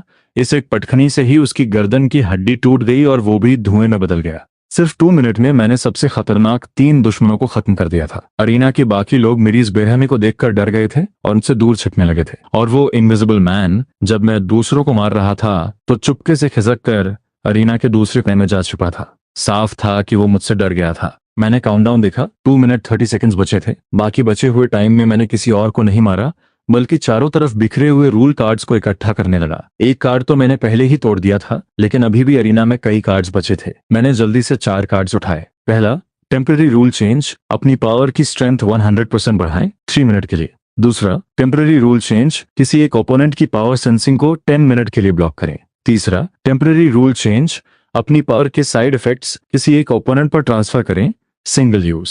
चौथा, टेम्पररी रूल चेंज, अरीना में एक rare rule game item spawn होगा। इन चारों कार्ड्स का अपना अपना इस्तेमाल था और सही वक्त पर ये मेरी जान बचा सकते थे। जैसे ही मैंने आखिरी कार्ड उठाया, काउंटडाउन खत्म हो गया। रूल कार्ड का असर खत्म। सभी प्लेयर्स की पावर्स वापस आ चुकी थी। मैकेनिकल आवाज फिर गूंजी और अरीना में पावर्स की रोशनी वापस आ गई। बचे हुए सब लोग मुझे डर और शक की नजरों से देख रहे थे, खासकर फायर वुमन और स्पीडस्टर। उनकी आंखों में खून सवार था। उन्होंने जिस सबसे बड़ा खतरा मान लिया था। हीलर ने अचानक कहा, उसकी आवाज बर्फ जैसी ठंडी थी, लड़के, तूने मेरे आदमी को मारा है, अब मैं तेरी जान लूंगी। जब मैंने गनहेड को मारा था तो उसके साथ उसके एक एलाई को भी खत्म कर दिया था, इसलिए वो बहुत गुस्से में थी। हीलर के साथ उसका एक एलाई सीयर भी था। सीयर ने मेरी तरफ देखकर कहा, मैंने देखा है तुम आग और तेज चाकू से मर जाओगे। मैंने हंसकर कहा, सच में? तो मैं भी देखना चाहूंगा कि तुम्हारी भविष्यवाणी कितनी सच है। मैंने फिर से अपने हैंड साइंस बनाए और अपनी लाइन बोली, ये कंफर्म करने के लिए कि मेरा एब्सोल्यूट डिफेंस अभी भी है। अभी मुझे वॉशरूम नहीं जाना था तो मेरा एब्सोल्यूट डिफेंस चालू था। उनके हमले मेरा कुछ नहीं काट सकते थे। फायर वुमन ने अपना हाथ घुमाया और एक बहुत बड़ा आग का गोला मुझ पर फेंका। स्पीडस्टर पलक झपकते ही अपने चाकू के साथ मुझ पर टूट पड़ा। चाकू की धार चमक रही थी। साफ था कि उसने उस पर पावर लगाई हुई थी। पीछे से हीलर उन दोनों को हीलिंग सपोर्ट दे रही थी ताकि उन्हें चोट ना लगे। आग का गोला मेरे एब्सोल्यूट डिफेंस की शील्ड से जोर से टकराया, लेकिन शील्ड जरा भी नहीं हिली। स्पीडस्टर का चाकू शील्ड पर लगा और टिन की आवाज के साथ छिटक गया। उसके हाथ में जोरदार झंझनाहट हुई और वो पीछे हट गया। फायर वुमन के चेहरे पर हैरानी थी। ये कैसे हो सकता है? तुम्हारा डिफेंस इतना मजबूत कैसे? उसके आग के गोले इतने खतरनाक थे कि वो जायंट के मोटे शरीर में भी छेद कर सकते थे, लेकिन वो मेरी शील्ड को खरोंच तक नहीं मार पाए। मैंने अपना पावर स्ट्रेंथ 100% बढ़ाने वाला कार्ड निकाला और उसे तोड़ते हुए कहा, कुछ भी नामुमकिन नहीं है। तुम्हारी इन छोटी मोटी ताकतों से तुम मुझे मारना चाहते हो? उसी पल मुझे लगा कि मेरा एब्सोल्यूट डिफेंस और भी ज्यादा मजबूत हो गया है और मेरे दिमाग में एक और डिटेल आई, मेरी पावर के सारे साइड इफेक्ट्स भी 100% बढ़ गए थे। इसका मतलब था कि अब वॉशरूम जाने पर मेरा यूरिन 332 मिलीलीटर बढ़ेगा, 10 बाल और 6 भौहें गिरेंगी, 200 रेड ब्लड सेल्स मेटाबॉलाइज होंगे, 16 पॉलीबैक्टीरिया और 4 पैरामीशियम बनेंगे, 2H2 मॉलिक्यूल्स बनेंगे और मेरे बैंक अकाउंट में 1,980,000 आ जाएंगे। खैर, अभी इन सब के बारे में सोचने का वक्त नहीं था। मेरे हाथ में एक और कार्ड था, साइड इफेक्ट्स को किसी ओपोनेंट पर ट्रांसफर करना। मैंने अपना टारगेट फायर वुमन को चुना। मैंने कार्ड तोड़ा और मन में सोचा, मेरी पावर के सारे साइड इफेक्ट्स फायर वुमन पर ट्रांसफर हो जाएं। Rule card activated, side effects player fire woman पर ट्रांसफर कर दिए गए हैं। मैकेनिकल आवाज आते ही फायर वुमन का चेहरा पीला पड़ गया। उसके बाल और भौहें गुच्छों में गिरने लगे। उसने अपना सिर पकड़ा और दर्द से चिल्लाई, मेरा सिर दर्द से फटा जा रहा है। मेरे बाल इतनी तेजी से क्यों झड़ रहे हैं? मैं मन ही मन मुस्कुराया। यही तो मेरी पावर के साइड इफेक्ट्स थे। भले ही ये सुनने में छोटे लगे, लेकिन अचानक होने पर ये दुश्मन को बहुत परेशान कर सकते हैं, खासकर फायर वुमन को, जो अभी अपनी पावर यूज कर रही थी। इन साइड इफेक्ट्स की वजह से उसका फोकस टूट गया और उसका आग का गोला कंट्रोल से बाहर होकर सीधा स्पीडस्टर की तरफ जा लगा। स्पीडस्टर बच नहीं पाया। आग का गोला उसके हाथ पर लगा और वहां एक बड़ा सा छेद हो गया। वो दर्द से चिल्लाने लगा। हीलर ने उसे हील करने की कोशिश की, लेकिन मैंने एक मेटल का टुकड़ा उठाकर जोर से उसकी कलाई पर मारा। उसकी हीलिंग लाइट वहीं गायब हो गई। इसी मौके का फायदा उठाकर मैं उनकी तरफ दौड़ा। मेरी पावर में अटैक नहीं था, लेकिन मैं माहौल का फायदा उठा सकता था और उनके आपसी झगड़े से अपना काम निकाल सकता था। अरीना का माहौल फिर से खराब हो गया था। फायर वुमन साइड इफेक्ट से परेशान थी। स्पीडस्टर आग से जलने की वजह से फायर वुमन से चिढ़ गया था। दोनों के बीच दरार आ गई थी। हीलर खुद को नहीं संभाल पा रही थी तो वो दूसरों की क्या मदद करती। तभी वो जायंट फायर वुमन की तरफ भागा। वो शायद धागों से जलने का बदला लेना चाहता था। मैं किनारे छिपकर फिर से सबको ऑब्जर्व करने लगा और मेरी नजर उस ट्रांसपेरेंट वुमन पर थी जिसकी प्रेजेंस ना के बराबर थी। ये औरत बहुत अजीब थी। बैटल शुरू होने से लेकर अब तक वो एक ही जगह खड़ी थी। ना उसने कार्ड लूटा, ना किसी पर हमला किया और अपनी पावर तक इस्तेमाल नहीं की। ऐसा लग रहा था जैसे उसे इस लड़ाई से कोई मतलब ही नहीं है। लेकिन जो इंसान रूल गेम से बचकर आखिर तक आया हो, वो कोई आम इंसान तो नहीं हो सकता। उसकी पावर शायद नोटबुक गाय से भी ज्यादा खतरनाक थी। बस वो उसे छुपा कर बैठी थी और वो इनविजिबल मैन पावर वापस आने के बाद से वो दिखाई नहीं था। पक्का वो कहीं छिप कर देख रहा था और मौके का इंतजार कर रहा था। वक्त बीतता गया और अरीना में लोग कम होते गए। जायंट ने फायर वुमन को मार दिया, लेकिन फिर स्पीडस्टर ने पीछे से आकर उसे मार दिया। जायंट को खत्म करने के बाद स्पीडस्टर हीलर और सीयर से भिड़ गया। तीनों बुरी तरह जख्मी हो गए और आखिर में इनविजिबल मैन ने छिपकर उन तीनों को मार दिया। उन्हें मारने के बाद इनविजिबल मैन मेरी तरफ आ ही रहा था कि अचानक ट्रांसपेरेंट वन ने ही हमले में उसे ढेर कर दिया। उसे बचने का कोई मौका ही नहीं मिला। कुछ ही घंटों में अरीना के 11 ओपोनेंट्स में से सिर्फ मैं और ट्रांसपेरेंट वुमन ही बचे थे। 72 आवर्स के काउंटडाउन में अब 48 आवर्स से भी कम टाइम बचा था। अरीना में सन्नाटा छा गया था। सिर्फ मेटल की ठंडी जमीन, बिखरे हुए रूल कार्ड्स और पावर्स के निशान बचे थे। ट्रांसपेरेंट वुमन आखिरकार अपनी जगह से हिली। वो धीरे धीरे मेरी तरफ आ रही थी। उसके चेहरे पर अभी भी वही शांत मुस्कान थी, जैसे वो बस टहलने निकली हो। उसने बोलना शुरू किया। उसकी आवाज बहुत मीठी थी, लेकिन उसका ऑरा बिल्कुल अलग था। तुम बहुत स्ट्रांग हो, मेरी सोच से भी ज्यादा स्ट्रांग। मैंने उसे देखा, मेरे अंदर सावधानी भरी थी। तुम भी कम नहीं हो। इतनी देर छिपने के बाद आखिरकार तुमने हाथ आजमा ही लिया। सच सच बताओ, तुम्हारी पावर क्या है? अब कुछ मत छुपाओ। अब हम दोनों ही बचे हैं। नाटक करने की कोई जरूरत नहीं है। वो मुझसे 10 मीटर दूर रुक गई। उसने अपने माथे से बाल हटाए और धीरे से बोली, मेरी पावर बहुत सिंपल है, इसे जीरो प्रेजेंस कहते हैं। गेम शुरू होने से लेकर अब तक तुमने नोटिस किया होगा कि किसी का ध्यान मुझ पर नहीं गया, और अगर गया भी तो वो तुरंत भूल गए। मेरी पावर ट्रिगर होने के बाद सब मुझे खुद ही इग्नोर कर देते हैं। अगर मैं उनके सामने भी खड़ी रहूं तो उन्हें लगेगा जैसे मैं कोई हवा हूं। मेरा दिल धक से रह गया, मुझे यही लग रहा था। ये पावर बहुत खतरनाक थी। जीरो प्रेजेंस का मतलब था कि वो कभी भी कहीं भी जाकर किसी पर भी छिपकर हमला कर सकती थी और उसे भनक तक नहीं लगती। इनविजिबल मैन भी इसीलिए मारा गया था क्योंकि उसने उसे इग्नोर कर दिया था। मैंने तुरंत पूछा, तो फिर तुमने अब जाकर अपना राज क्यों खोला? उसने बड़ी शांति से कहा, क्योंकि पहले जरूरत नहीं थी। जब बाकी सब जिंदा थे तो मुझे बस खुद को छुपा कर रखना था और सही वक्त का इंतजार करना था। और क्योंकि तुम मुझे नोटिस कर चुके थे और याद भी रखे हुए थे तो मेरा छिपना बेकार था। अब मुझे समझ आया, उसकी पावर की भी एक कमजोरी थी। अगर कोई उसे साफ तौर पे नोटिस कर ले और उसे याद रखे तो उसका जीरो प्रेजेंस काम नहीं करेगा। मैंने पूछा, तो फिर तुम्हारा अटैक क्या है? सिर्फ जीरो प्रेजेंस से तो कोई मर नहीं जाएगा, तुम्हारे पास कोई तो अटैक होगा। मेरा अटैक है रूल कंट्रोल। उसके चेहरे पर एक मुस्कान आई। सच कहूं तो मैं किसी नॉर्मल रोल गेम से नहीं आई हूँ। मैं पिछले वर्ल्ड विल की सक्सेसर कैंडिडेट हूँ। बस एक कदम से मैं हार गई, इसलिए वर्ल्ड विल ने मुझे इस नए गेम में फेंक दिया। जीरो प्रेजेंस के अलावा मेरी पावर मुझे थोड़ा बहुत रूल्स को कंट्रोल करने की ताकत भी है। जैसे कि मैं तुम्हारी पावर के साइड इफेक्ट्स चेंज कर सकती हूँ या तुम्हारे एब्सोल्यूट डिफेंस को कुछ देर के लिए डिसेबल कर सकती हूँ।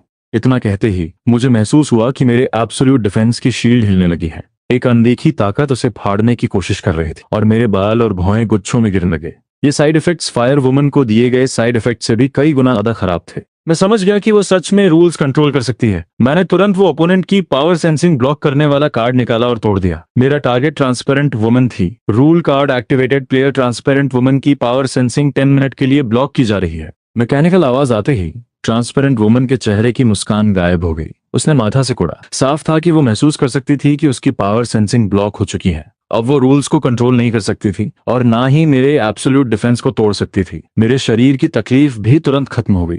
बाल और भौहें गिरना बंद हो गए। ट्रांसपेरेंट वुमन की आंखों में हैरानी थी। तुम्हारे पास ये कार्ड भी है? उसने उम्मीद नहीं की थी कि मेरे पास इतने सारे कार्ड्स होंगे। मैंने हंसकर कहा, वक्त वक्त की बात है। तुम रूल्स कंट्रोल कर सकती हो तो मैं भी तुम्हारी पावर ब्लॉक कर सकता हूँ। हम दोनों ही किसी से कम नहीं है। उसका चेहरा गुस्से से लाल हो गया। वो जानती थी कि इन 10 मिनटों में पावर सेंसिंग ब्लॉक होने की वजह से वो मेरा कुछ नहीं बिगाड़ सकती और मेरा एब्सोल्यूट डिफेंस अभी भी एक्टिव था तो वो मुझ पर हमला भी नहीं कर सकती थी। उसने कहा, भले ही तुमने मेरी पावर ब्लॉक कर दी हो, 10 मिनट बाद तुम मरोगे ही। मेरा रूल कंट्रोल तुम्हारे इन मामूली कार्ड से नहीं रुकेगा। वर्ल्ड विल की ताकत का तुम्हें अंदाजा भी नहीं है। मैं शांत रहकर कहा, तो फिर आजमा कर देख लो। इन 10 मिनटों में मैं तुम्हें कई तरीकों से खत्म कर सकता हूँ। ये कहते हुए मैं उसकी तरफ दौड़ा।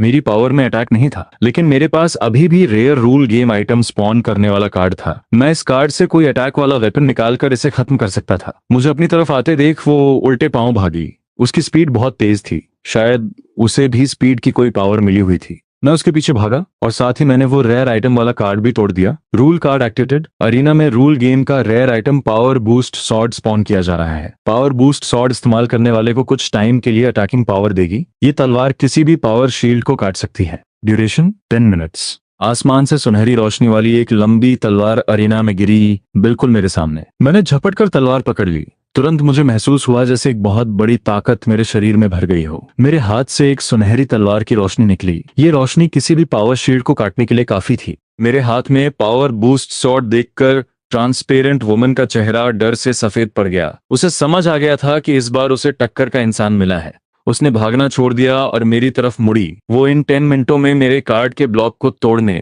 और फिर से रूल्स कंट्रोल करने की कोशिश कर रही थी, लेकिन मैं उसे ये मौका नहीं देने वाला था। मैंने अपना हाथ उठाया और तलवार से एक सुनहरी वेव उसकी तरफ चला दी। उसने अपने शरीर से उसे रोकने की कोशिश की, लेकिन वो वेव उसके शरीर के आर पार हो गई। उसका शरीर धुएं में बदलने लगा। उसने भागने की कोशिश की, लेकिन वर्ल्ड विल की ताकत ने उसे जकड़ लिया और उसकी आत्मा खींच ली। वो हमेशा के लिए एरिना से गायब हो गई। ट्रांसपेरेंट वुमन खत्म। अब एरिना में सिर्फ मैं अकेला बचा था। एरिना में वो ठंडी मैकेनिकल आवाज फिर गूंजी, कंग्रेचुलेशंस प्लेयर गोंगशैंग, तुम 72 आवर्स की सुपर पावर बैटल रॉयल जीत चुके हो और आखिरी विनर हो।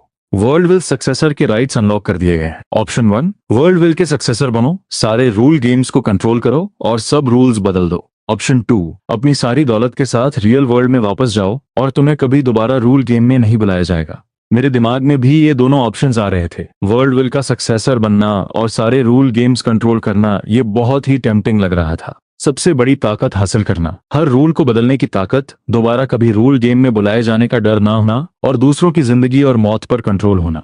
लेकिन फिर मुझे उन लोगों की याद आई लिu यांग, चेन चियांग, लिu जियन, गो और वो सब जो इस रूल गेम में मारे गए थे, उनमें से कुछ सिर्फ जिंदा रहना चाहते थे, कुछ अपनों तक आखिरी बात पहुंचाना चाहते थे और कुछ देश के लिए डेटा कलेक्ट करना चाहते थे। ये वर्ल्ड विल इंसानों को सिर्फ मोहरों की तरह इस्तेमाल करता है और जब बोर हो जाता है तो उन्हें मार देता है। मुझे ऐसी ताकत नहीं चाहिए और मैं सिर्फ एक आम इंसान हूँ। यहाँ आने से पहले मैं बस घर पे बैठकर मरीनफोर्ड आर्क देख रहा था और ये डिस्कस कर रहा था कि अकाइनू और व्हाइट बियर्ड में से कौन ज्यादा ताकतवर है। मुझे सिर्फ अपनी दौलत लिन शुए की हार्ड ड्राइव के साथ रियल वर्ल्ड में वापस जाकर एक आराम की जिंदगी जीनी है और साथ ही लिन शुए का सपना पूरा करना है। ये रिसर्च डेटा उसकी टीम तक पहुंचाना है ताकि वो इस रूल गेम का राज खोल सकें और लोगों को इसमें फंसने से बचा सकें। इसलिए बिना कुछ सोचे मैंने ऑप्शन 2 चुना। मैं रियल वर्ल्ड में वापस जाना चाहता हूँ। Choice confirmed. प्लेयर गोंगशिन के सारे रिवॉर्ड्स अनलॉक किए जा रहे हैं। रियल वर्ल्ड रिटर्न पोर्टल खोला जा रहा है। मैकेनिकल आवाज आते ही अरीना के आसमान में एक बड़ी सी दरार खुल गई। उस दरार से रियल वर्ल्ड की जानी पहचानी खुशबू आ रही थी। उसी वक्त मेरी जो भी चीजें सील की गई थी वो सब मुझे वापस मिल गई। लिन शुए की हार्ड ड्राइव, वो बैंक कार्ड जिसमें 2 बिलियन से ज्यादा पैसे थे, रूल गेम की दुनिया में खरीदी हुई मेरी सारी चीजें, मेरे हैंड साइंस की डिटेल्स और मेरी पावर भी पूरी तरह मुझे वापस मिल गई। वर्ल्ड विल ने मेरी पावर को ऑप्टिमाइज कर दिया था और वो दुनिया मॉनिटर करेगी वाली कंडीशन हटा दी थी। अब ये पावर सिर्फ मेरी थी। अब मुझे कोई डर नहीं था कि कोई इसे गेस कर लेगा और मैं मर जाऊंगा। मैंने पीछे मुड़कर उस ठंडे एरिना को देखा। मैंने उन ओपोनेंट्स को देखा जो इस लड़ाई में मारे गए थे। मेरे अंदर बहुत सी फीलिंग्स चल रही थी। रूल गेम कभी कोई गेम नहीं था, ये मौत का खेल था। जो लोग जिंदा बचे थे वो दूसरों की लाशों पर चढ़कर ही यहाँ तक पहुंचे थे। मैंने पोर्टल की तरफ कदम बढ़ाया। मेरे पीछे वो दरार धीरे धीरे बंद होने लगी और अरीना का नजारा गायब हो गया। उसकी जगह जानी पहचानी शहर की सड़कों, गाड़ियों के हॉर्न और लोगों की भीड़ ने ले ली। मैं आखिरकार वापस आ गया था। मैं रियल वर्ल्ड में वापस आ गया था। मैंने नीचे अपने कपड़ों को देखा। वो वापस उन्हीं कैजुअल कपड़ों में बदल गए थे जो मैंने यहाँ आने से पहले पहने थे। मेरे हाथ में लिन शुए की हार्ड ड्राइव थी। मेरी जेब में वो 2 बिलियन वाला बैंक कार्ड था और मेरी पावर अभी भी मेरे दिमाग में बिल्कुल साफ थी। मैं सड़क किनारे एक कन्वीनियंस स्टोर पर गया और एक पानी की बोतल खरीदी। मैंने स्टोर की डिजिटल घड़ी पर टाइम देखा। ये बिल्कुल वही टाइम था जब मैं ट्रांसमाइग्रेट हुआ था। 1 मिनट 1 सेकंड का भी फर्क नहीं था। ऐसा लग रहा था जैसे रूल गेम की दुनिया में बिताया गया वो सारा वक्त बस एक सपना था। लेकिन मेरे हाथ में मौजूद हार्ड ड्राइव, बैंक कार्ड और मेरे दिमाग की पावर चीख चीख कर कह रही थी कि वो सब सच था। मैंने अपना फोन निकाला। उसमें अभी भी बैटरी थी। मैंने वो फोन नंबर डायल किया जो लिन शुए ने हार्ड ड्राइव के साथ छोड़ा था। कुछ रिंग्स के बाद कॉल उठी और दूसरी तरफ से एक भारी आवाज आई। हेलो, कौन? मैंने कहा, मैं गोंगशिन हूँ, लिन शुए का दोस्त। उसने मुझे कुछ रिसर्च डेटा आप लोगों तक पहुंचाने को कहा था। दूसरी तरफ कुछ देर सन्नाटा रहा, फिर एक एक्साइटेड आवाज आई। गोंगशिन जी, आप जिंदा है? लिन शुए कैसी है? हमारा उससे बहुत पहले कांटेक्ट टूट गया था। मेरे दिल में एक उदासी छा गई। मैंने धीरे से कहा, लिन शुए वो रूल गेम में मारी गई। उसने मुझे ये हार्ड ड्राइव आप लोगों को देने के लिए कहा था। इसमें रूल गेम की दुनिया का रिसर्च डेटा और वर्ल्ड विल के राज हैं। दूसरी तरफ फिर से सन्नाटा छा गया। बहुत देर बाद एक भारी सांस की आवाज आई। हम समझ गए। गोंगशिन जी, आपका शुक्रिया। प्लीज आप अपनी लोकेशन बता दीजिए, हम तुरंत किसी को आपको लेने के लिए भेजते हैं। हम लिन शुए का अंतिम संस्कार भी करेंगे। वो हमारी टीम के हीरो है। मैंने उन्हें अपनी लोकेशन बताई और फोन काट दिया। मैं कन्वीनियंस स्टोर के दरवाजे पर टिककर खड़ा था और सामने भागती गाड़ियों को देख रहा था। मेरे मन में बहुत सी बातें चल रही थी। थोड़ी ही देर में एक काले रंग की वैन मेरे सामने आकर रुकी। उसमें से सफेद कोट पहने कुछ लोग उतरे। मेरे हाथ में हार्ड ड्राइव देखकर उनकी आंखों में खुशी और इज्जत साफ झलक रही थी। वो मुझे गाड़ी में बिठाकर लिन शुए के रिसर्च बेस ले गए। रिसर्च बेस एक पहाड़ के अंदर था। वहां बहुत टाइट सिक्योरिटी थी और लिन शुए की तरह बहुत सारे साइंटिस्ट थे जो रूल गेम्स के राज खोलने के लिए मेहनत कर रहे थे। मैंने उन्हें हार्ड ड्राइव दे दी। उन्होंने तुरंत अपनी रिसर्च शुरू कर दी और मैं उसी बेस में रुक गया। लिन शुए का अंतिम संस्कार बहुत ही सादगी से किया गया। सिर्फ रिसर्च टीम के लोग वहां थे और सबके चेहरों पर उदासी थी। मैं लिन शुए की कब्र के सामने खड़ा था। मैंने एक सफेद फूल उसकी कब्र पे रखा और धीरे से बोला, लिन शुए, मैंने कर दिखाया। मैं तुम्हारा डेटा वापस ले आया। मैंने तुम्हारा सपना पूरा कर दिया। अब तुम शांति से सो सकती हो। आने वाले दिनों में मैंने बेस के साइंटिस्ट को रूल गेम की दुनिया में अपने सारे एक्सपीरियंस बताए, रूल्स, पावर्स और वर्ल्ड विल के राज। लिन शुए की हार्ड ड्राइव और मेरे एक्सपीरियंस की मदद से उन्होंने रूल गेम्स की दुनिया के कई राज सुलझा लिए। उन्होंने रूल गेम्स में बुलाए जाने से बचने के तरीके और वहां सरवाइव करने की ट्रिक्स भी ढूंढ ली। मैंने भी अपनी पावर और दौलत का इस्तेमाल करके रिसर्च बेस को भरपूर फंड्स और सपोर्ट दिया ताकि वो रूल गेम्स को तोड़ने का तरीका और जल्दी निकाल सके। मेरी पावर रियल वर्ल्ड में भी बहुत काम आ रही थी। मैं अपने एब्सोल्यूट डिफेंस से खुद को और अपने आसपास के लोगों को बचा सकता था। और साथ ही पैसे भी कमा सकता था। हर बार जब मैं हैंड साइंस बनाकर दाबा शुई शो चिल्लाता और वॉशरूम जाता तो मेरे बैंक अकाउंट में 9,90,000 आ जाते। धीरे धीरे मेरी दौलत बहुत बढ़ गई। मैंने वो सारे पैसे रिसर्च बेस को और उन परिवारों को दान कर दिए जिन्होंने रूल गेम्स में अपनों को खोया था। कभी कभी मैं अब भी घर पर मैरिनफोर्ड आर्क देखता हूँ, लेकिन जब भी स्क्रीन पर कोई हैंड साइंस बनाता है तो मुझे रूल गेम की दुनिया में बिताए वो दिन याद आ जाते हैं। लिन शुए, ल्यू यांग और वो सब लोग जो मारे गए, उनकी याद आ जाती है। मैं भी कभी कभी हैंड साइंस बनाता हूँ और दाबा शुएशु चिल्लाता हूँ। मैं उस एब्सोल्यूट डिफेंस की शील्ड को महसूस करता हूँ और इस बात को महसूस करता हूँ कि मैं सच में जिंदा हूँ। उस दिन मैं रिसर्च बेस की छत पर बैठकर दूर ढलते हुए सूरज को देख रहा था। मेरे हाथ में लिन शुए की फोटो थी। फोटो में उसके शांत चेहरे पर एक हल्की सी मुस्कान थी। हवा का एक झोंका आया और मुझे अपने कानों में फिर से वही पहचानी हुई आवाज सुनाई दी, रूल गेम की दुनिया में आपका स्वागत है। लेकिन अब मुझे डर नहीं लगता, क्योंकि मुझे पता है कि मैं उस रूल गेम से जिंदा वापस आ चुका हूँ। मेरे पास खुद को और अपनों को बचाने की ताकत है